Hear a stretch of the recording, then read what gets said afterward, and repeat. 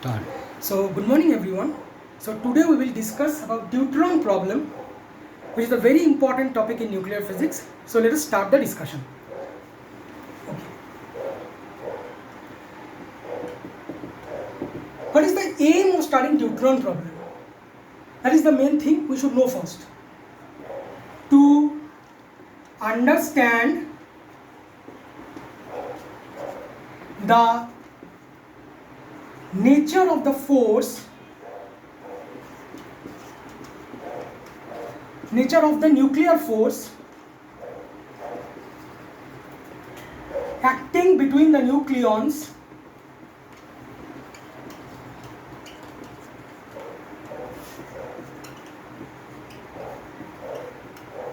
inside the nucleus, we study deuteron problem.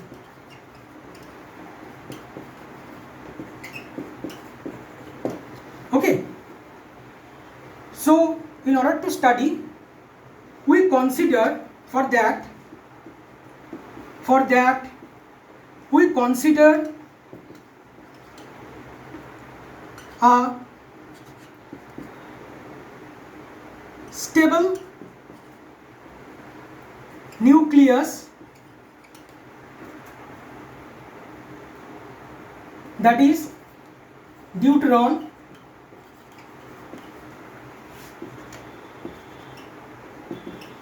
which consists of neutron and proton as nucleus. So the main aim is to understand the nature of the nuclear force acting between the nucleons inside the nucleus. We study the deuteron problem. For that we consider a stable nucleus, that is deuteron, which consists of neutron and proton as nucleus. So this is our main aim. Now we will discuss few properties of deuteron. Few properties of deuteron. Number one property is angular momentum and parity. So first we would know about the angular momentum and parity. So the spin parity configuration, this is basically called as the spin parity configuration, and it is given by 1 plus for deuteron.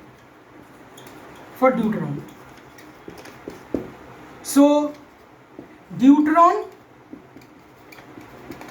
has even parity and total angular momentum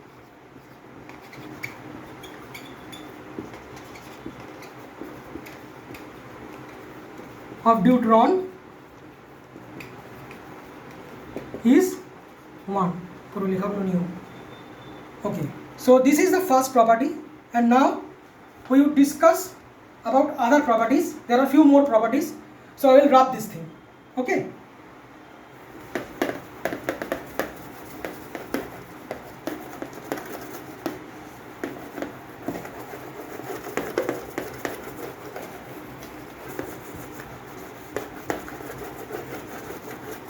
Okay, so now the second property.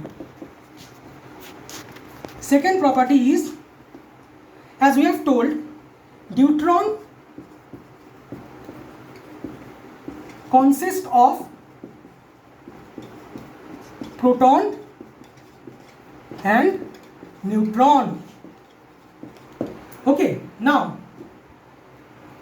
proton and neutron are spin half particles. They are spin half particles, that is fermions. So spin of neutron is equals to half, and that would be is equals to spin of proton. Now as I have already told that deuteron consists of proton and neutron. So if we add these two spins, it is obvious that we will also get the spin of the deuteron. So the spin of the deuteron is calculated by using the formula Sn minus Sp to Sn plus Sp. So it has value 0 and 1. Spin of the deuteron. Now J is equals to simply 1 for deuteron. So therefore L is basically magnitude J minus S to magnitude of J plus S. Taking these two combination, that is, now what is the value of L? We are using this combination when S is equals to 0 and J is equals to 1. Then in that case L would come as 1, and the value of L when S is equals to 1 and J is equals to 1, it would be what?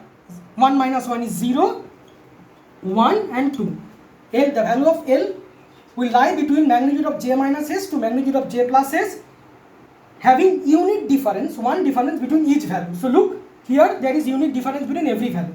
Here we only have one value of L, but taking this combination we have these three values. So this is about the L value and S value and J value.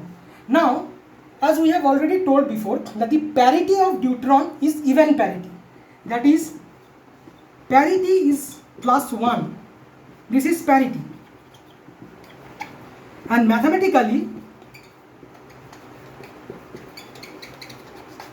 parity is equals to simply minus 1 power L.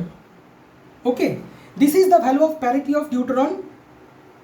It is observed value, it is an experimentally observed value, so it is the true value. Now, using this formula, we will obtain the value of parity as plus 1 if we consider the value of L as 0 and 2, not 1. So, the L value that we will consider to treat the problem, or the L value, or the value of L for the deuteron is 0 and 2. Why we do not consider 1? Because if we consider the value of L as 1, then the parity we would obtain will be minus 1, that is odd parity. But deuteron has normally even parity. So for that, in order वो violet ना हो पाए कि उसका parity -1 हो जाए, ठीक है, वो उसको हम हमेशा चाहेंगे कि ड्यूटरॉन का जो पैरिटी है वो मैथमेटिकली भी हमें +1 मिले. तो इसीलिए हमने ये जो एल का जो वैल्यू है ये 0 और 2 को हमने चॉइस कर लिया ताकि जो ड्यूटरॉन की जो पैरिटी है वो +1 ही आए. एल 1 लेने से पैरिटी -1 हो जाएगा जो एक्सपेरिमेंटली ऑब्जर्व क्वांटिटी को वायलेट कर देगा. तो एल का वैल्यू यही है, ठीक है, ड्यूटरॉन के लिए. L is equals to 1 is redundant. अब एस का वैल्यू देखिए, एल का वैल्यू 1 आ रहा है जब एस का वैल्यू 0 और जे का वैल्यू 1 है. लेकिन एल का वैल्यू क्या लेना पड़ेगा हमें ड्यूटरॉन के लिए, ये लेना पड़ेगा 0 एंड 2. सो एस का जो वैल्यू 0 है उसको भी हम रिडंडेंट कर देंगे. एस इज इक्वल्स टू 0, ये रिडंडेंट हो जाएगा, रिडंडेंट, ये redundant. L is equals to 1, ये भी रिडंडेंट है. सो ड्यूटरॉन के लिए एल का वैल्यू है 0 एंड 2 एंड एस का वैल्यू है 1. सो ये है एल और एस का वैल्यू ड्यूटरॉन के लिए. इसको रैप कर रहे हैं थोड़ा सा.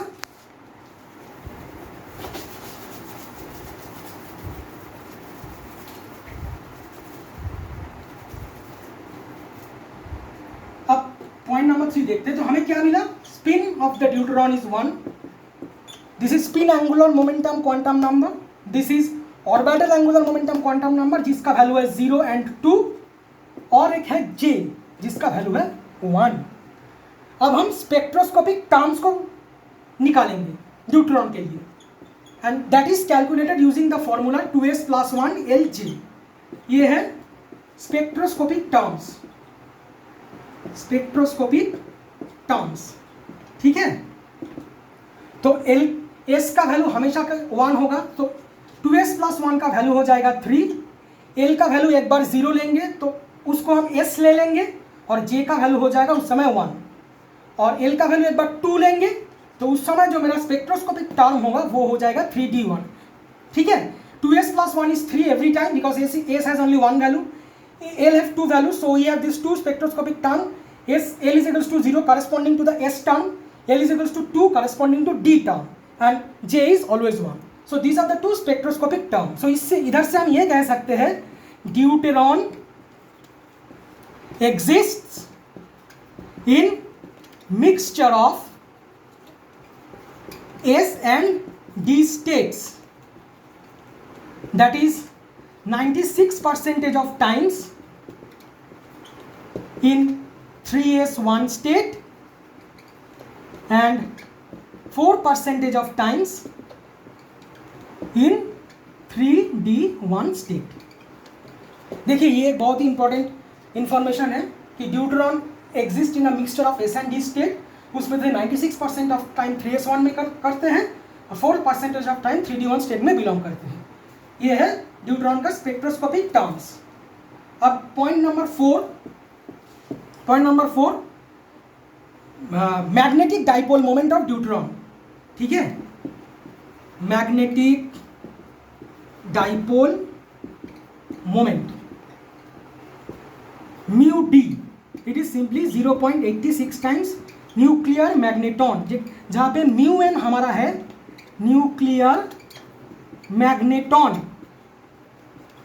ठीक है, तो ये है म्यू डी का magnetic dipole moment of deuteron in terms of nuclear magneton. और ये एक्सपेरिमेंटली ऑब्जर्व वैल्यू है, एक्सपेरिमेंटली ऑब्जर्व. देखो कैमरा देखो. और देखो सेकेंड जो चीज़ है, हमें पता है कि ड्यूटेरॉन प्रोटॉन और न्यूट्रॉन से बना हुआ है ये. और हमें ये भी पता है कि the magnetic dipole moment of proton is 2.79 times the nuclear magneton and for neutron it is -1.91 times the nuclear magneton. तो थियोरेटिकली हमें अगर कैलकुलेट करना है magnetic dipole moment of deuteron, हम बस इन दोनों को ऐड कर देंगे. ऐड करने से हमें क्या मिलेगा? It is basically 0.88 times the nuclear magneton. तो यहाँ पे हम क्या देख रहे हैं? यहाँ पे हम ये देख रहे हैं कि ड्यूटेरॉन ये थियोरेटिकल वैल्यू है. ड्यूटेरॉन का जो थियोरेटिकल वैल्यू है, जो एक्सपेरिमेंटल वैल्यू है, दे आर मिसमैचिंग. वो दो मैच नहीं कर रहे हैं. और इसका कारण बस क्या है? इसका कारण है ये कि deuteron exist in the mixture of S and D state, that is 96% of time in 3s1 state and 4% in 3d1 state. ठीक है, दोनों वैल्यू मिसमैच करने का जो रीज़न है वो ये है कि ड्यूटेरॉन इसमें एग्जिस्ट करते हैं. सो 4 प्रॉपर्टीज हमने देख लिया. Now property number 5, deuteron has know excited states. Deuteron का कोई एक्साइटेड स्टेट्स नहीं होता. और लास्ट एक प्रॉपर्टी है जो हम डिस्कस करेंगे, थोड़ा इसको रब कर रहे हैं.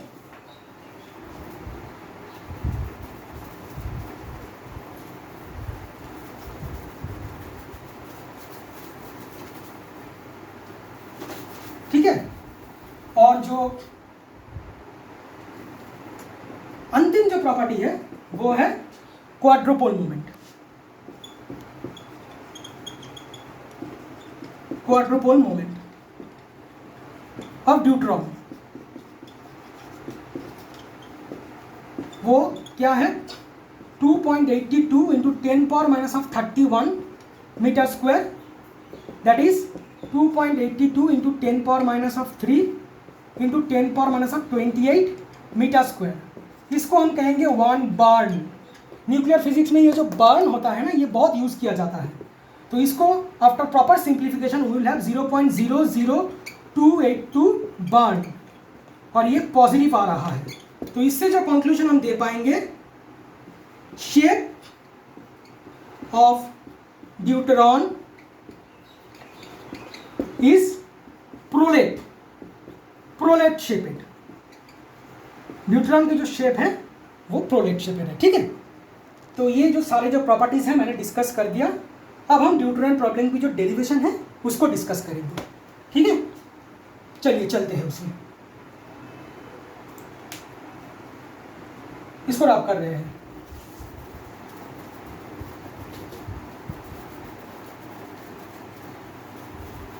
चलिए चलते हैं. Okay, so to solve the deuteron problem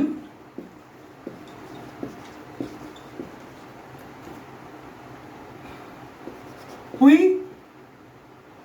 will use Schrodinger equation.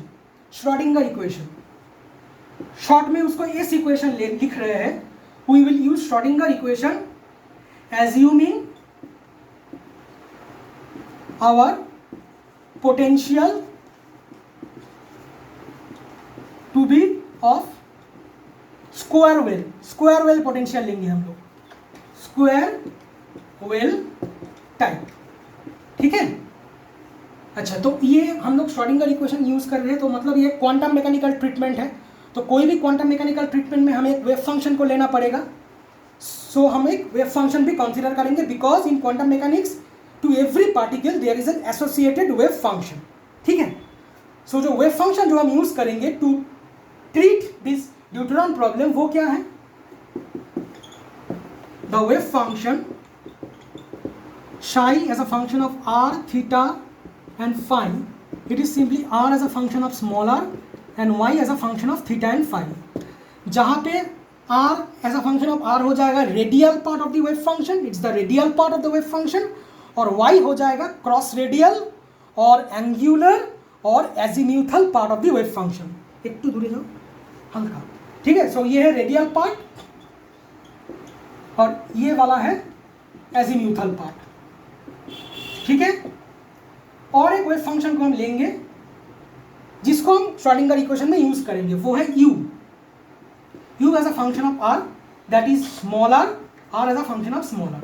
ये भी हमारा एक radial part of the wave function है. क्यों रेडियल? क्यों ये रेडियल नेचर क्यों है? क्योंकि रेडियल पार्ट के साथ हम r को मल्टीप्लाई कर रहे हैं, जो एक distance, it holds the dimension of distance. So overall if we calculate this product it will be also of radial nature. So इसको हम रेडियल वेव फंक्शन ही कहेंगे. तो इधर तक हमें वेव फंक्शन मिल गया जिसको हम यूज करेंगे श्रोडिंगर इक्वेशन में. ठीक है. तो इसको थोड़ा रब कर रहे हैं, अब श्रोडिंगर इक्वेशन को सॉल्व करते हैं. Okay okay. सो देखिए, नाउ श्रोडिंगर इक्वेशन जो है, it is d2u by dr2 plus of 2 mu by h cut square into e minus v of r minus l into l plus 1 by 2 mu h cut square into u is equals to 0. Okay. ठीक है. तो अब देखिए हमने क्या बताया था, हमने जो पोटेंशियल लिया था वो एक स्क्वायर वेल पोटेंशियल है. तो पोटेंशियल का मैथमेटिकल फॉर्म जो है वो हो जाएगा 0 for r greater than capital R and minus of v0 for r less than is equals to capital R. ये हो जाएगा पोटेंशियल का फॉर्म, जो स्क्वायर वेल पोटेंशियल का जो फॉर्म है. अब पोटेंशियल देखने में कैसा है और हमारा जो वेव फंक्शन u है वो दिखने में कैसा है, उसको ड्रॉ करते हैं. देखिए हमारा जो पोटेंशियल है वो देखने में ऐसा है. यहाँ पे है हमारा r, यहाँ पे है हमारा v as a function of r, ये है हमारा v0 और ये तो 0 ऑरिजिन में है. अब थोड़ा सा इसको थोड़ा और अच्छे से करते हैं. इसको हमने नाम दे दिया, मान लीजिए कि b, ये b है और ये है हमारा e मिनिमम. b क्या है? Binding energy of the nucleus. Binding energy, B for binding, E for energy, binding energy of the nucleus. तो ये है हमारा पोटेंशियल का शेप, ये है R, कैपिटल R. R क्या है? Distance from the centre of the nucleus, from the centre of nucleus, distance from centre of the nucleus. तो अब काम करते हैं. देखिए अब वेव फंक्शन का वेरिएशन भी थोड़ा चेक कर लेते हैं कैसे होगा. वेव फंक्शन देखिए वेव फंक्शन का वेरिएशन होगा ऐसे वेरिएशन होगा उसका. ये हो जाएगा u, ये हो जाएगा r, ये हो गया r is equals to capital R. So this is simply the variation of the potential with distance from the center of the nucleus. This is the variation of the wave function with distance, and that distance is calculated from the center of the nucleus. So ये दो है हमारा potential का nature और wave function का nature. तो अभी हम ये श्रोडिंगर इक्वेशन को सॉल्व करेंगे, इस पोटेंशियल का वैल्यू उसमें पुट करेंगे और देखते हैं क्या होता है। अच्छा, एक और चीज़, हम ये श्रोडिंगर इक्वेशन सॉल्व करेंगे for L is equals to 0। Solve Schrodinger equation for L is equals to 0 to make our life simple. ठीक है, तो करते हैं, इसको थोड़ा रब कर दे रहे हैं। ठीक है,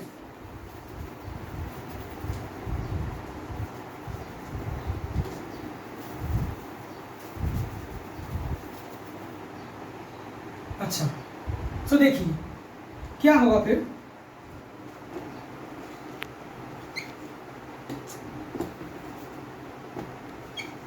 d2u by dr2 plus of, अच्छा, 2 mu e by h cut square into u for r greater than capital R। क्यों? क्योंकि r greater than capital R में v का वैल्यू 0 है और हम L इज इक्वल्स टू 0 के लिए ये केस कर रहे हैं। L इज इक्वल्स टू 0 के लिए केस कर, तो ये 0 we have this for r is equals to 0। और सिमिलरली फॉर ये रीजियन के लिए for r greater than capital R we have this, and for r less than is equals to capital R we have this d2u by dr2 plus of 2 mu e plus v0 by h cut square into u is equals to 0। ये हो जाएगा r less than is equals to capital R के लिए। बस ये है। ठीक है, अच्छा ठीक है, तो ये हो जाएगा दो श्रोडिंगर इक्वेशन का डिफरेंशियल फॉर्म। सो अब इसको थोड़ा और सिंप्लीफाई करके देखते हैं क्या होता है। ये वाला क्वेश्चन को हम रब कर रहे हैं।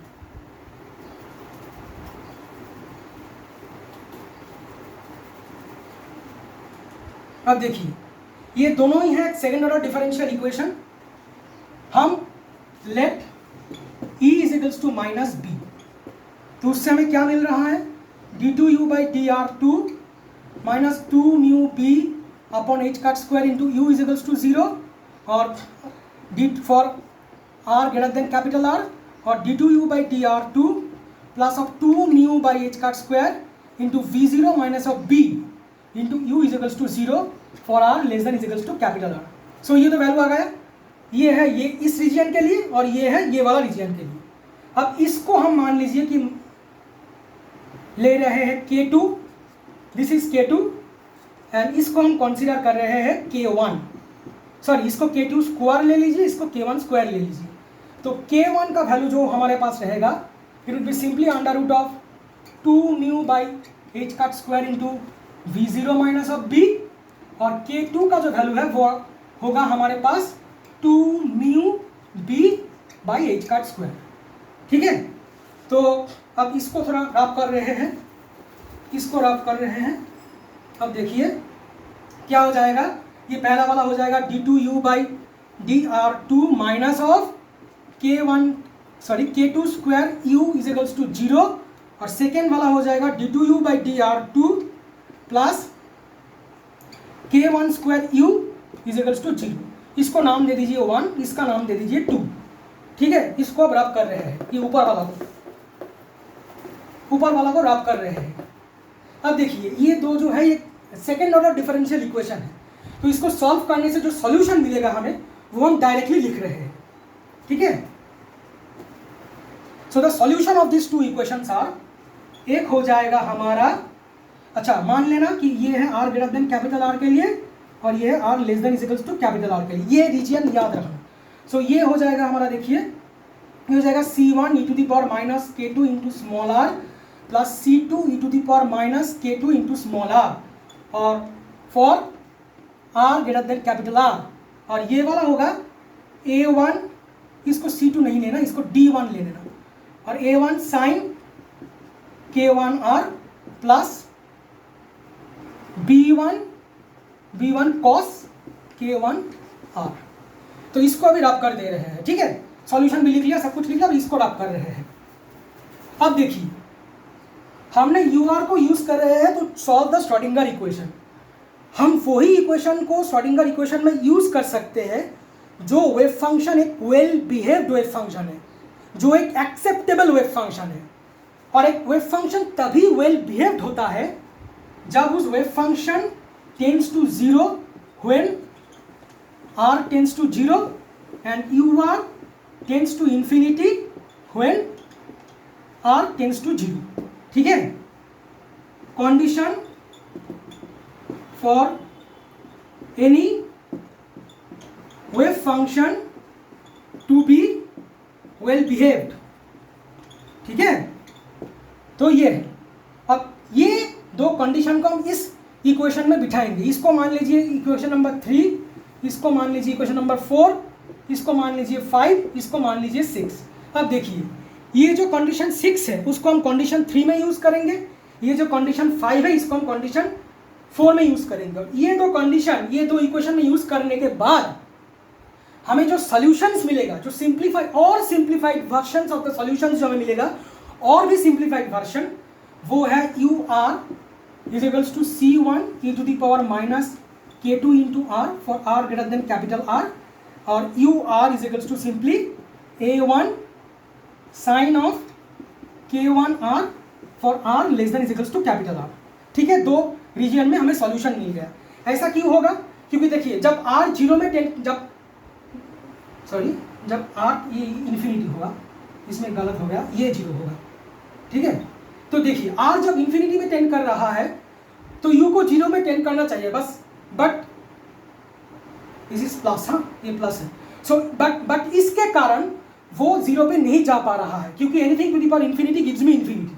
ठीक है, सो हम क्या करेंगे, इसको 0 ले लेंगे, D1 को। सिमिलरली ये वाला कंडीशन जब इसमें यूज करेंगे, R इज इक्वल्स टू 0 में U को 0 होना चाहिए, बट ये वाला इसके कारण cos 0 1 होता है, इसके कारण U 0 नहीं हो रहा है, B1 हो रहा है। तो हम क्या करेंगे, B1 को भी 0 ले लेंगे। ठीक है, तो हम लिख रहे हैं टू अवॉइड द एम्बिग्यूटी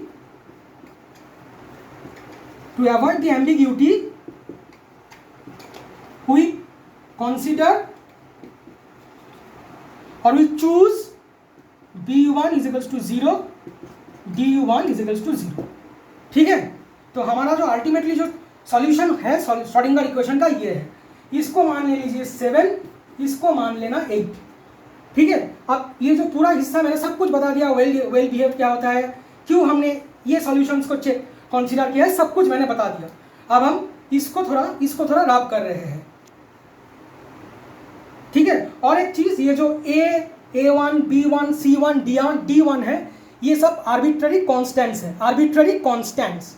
ठीक है, A1 B1 C1 D1 arbitrary constants है।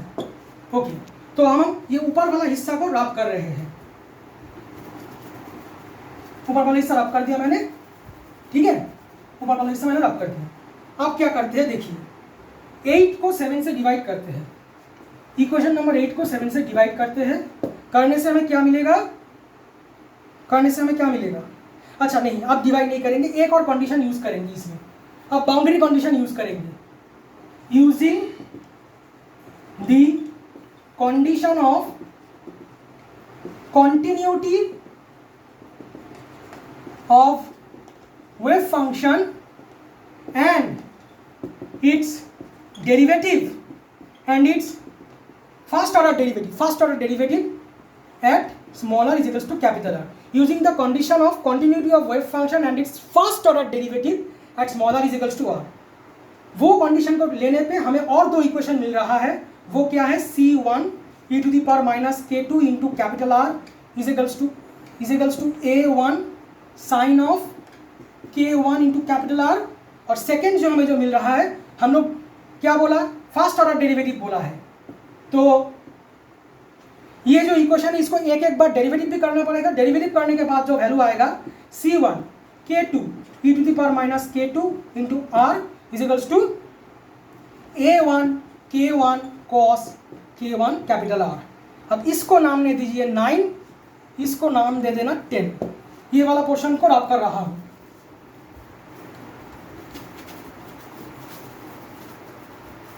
ठीक है, तो यह इधर तक शायद आप लोगों को समझ में आ गया। अब मैं 10 को 9 से डिवाइड कर रहा हूं। करने से क्या होगा, देखिए जब हम डिवाइड करेंगे equation number 10 divided by equation number 9, we will have a relation that is minus K2 is equals to K1 cot K1 capital R। ये एक ट्रांसडेंटल इक्वेशन है, ट्रांसडेंटल इक्वेशन। ट्रांसडेंटल इक्वेशन एक ऐसी इक्वेशन होता है जिसका numerical solution नहीं किया जा सकता, ग्राफिकल सॉल्यूशन हो सकता है। ठीक है, ये बहुत इंपॉर्टेंट रिलेशन है, इसको हम ट्रांसडेंटल इक्वेशन कहेंगे। इसका नाम दे दीजिए 11। तो यहाँ से हम क्या कह सकते हैं, हमारे पास ये एक इक्वेशन है और दो वो फिगर्स है। क्या क्या फिगर्स है, जल्दी से हम एक बार और ड्रॉ कर रहे हैं, देखिए, देखते रहिए बस। ये है r, ये है v as a function of r, ये है -v0, ये है small r is equals to capital R। ये nature of the wave function, nature of the variation of the potential, coordinal potential. और अब वेव फंक्शन का वेरिएशन भी ऐसा होगा, at small r is equals to capital R, यहाँ पे r है, ये है हमारा u as a function of r। तो ये है पोटेंशियल का वेरिएशन, ये है वेव फंक्शन का वेरिएशन विद डिस्टेंस। तो आप देखिए, सो इन दो इक्वेशन से, this equation and this graph, इधर से हम फाइनल कंक्लूजन देंगे और फाइनल कंक्लूजन ये है, so from 9, 10 and from the drawn figure we can say that deuteron is very loosely bound structure, loosely bound structure का मतलब उसका बाइंडिंग एनर्जी बहुत कम है, थोड़ा सा बाहर से एनर्जी देने से ही वो बिखर जाएगा, टूट जाएगा। Is very loosely bound, inside which nucleons spend appreciable amount of time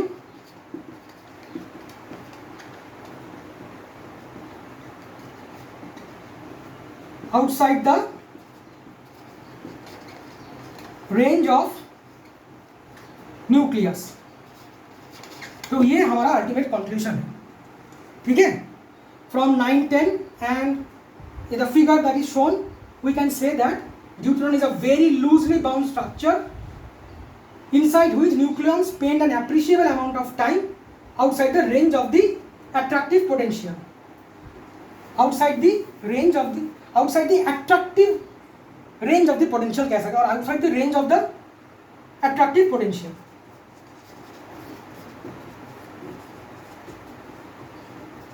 outside the range of the attractive potential और outside the attractive range of the potential, कुछ भी कह सकते हैं।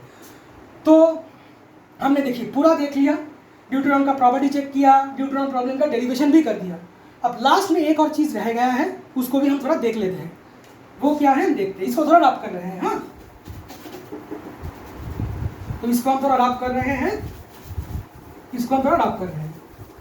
अब देखिए, ये होगा, ये होगा, ये होगा। अब हम क्या करेंगे, रेडियस ऑफ द ड्यूटेरॉन करेंगे, रेडियस ऑफ